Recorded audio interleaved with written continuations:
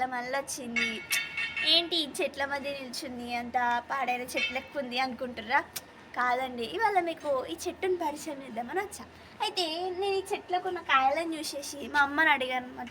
ఏంటమ్మా ఇట్లా కాయలు ఉన్నాయి, ఒట్టి చెట్టు ఇటు పెరుగుతుంది, కొట్టేయచ్చు కదా అని అడిగిన. అయితే మా అమ్మ వచ్చి చూసిన తర్వాత అంటుంది, ఇది అట్లా ఇట్లాంటి చెట్టు కాదు, చాలా ఔషధ గుణాలున్న చెట్టు అట.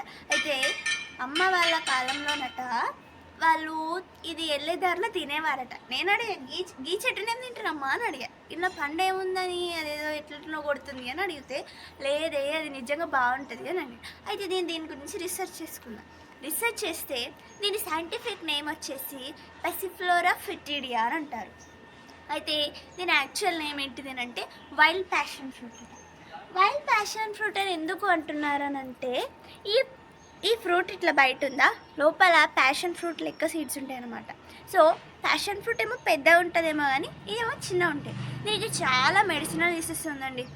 వచ్చేసి ఇది anti oxidants and anti inflammatory అట, ఏమంటారు డైజెషన్కి మంచిగా ఉంటుందంట, అలాగే స్టమక్ క్రాంప్స్కి మంచిగా ఉంటుందట, వూండ్ హీలింగ్ అట, చాలా అంటే చాలా చాలా మెడిసినల్ యూసెస్కి వాడతారట.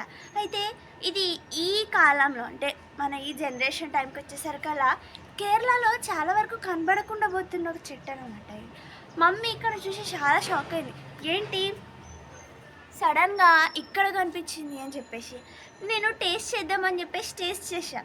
టేస్ట్ సేమ్ ఆఫ్ లైక్ పుల్లగా వస్తుంది, బట్ సంబట్ ఆఫ్ మెలానీ టేస్ట్ వస్తుంది. సో బాగుంది కదా.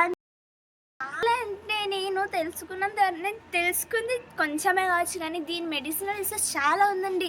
ఇది బయట ఎక్కడైనా అడిగితే కేజీ 4000 అంటున్నారు.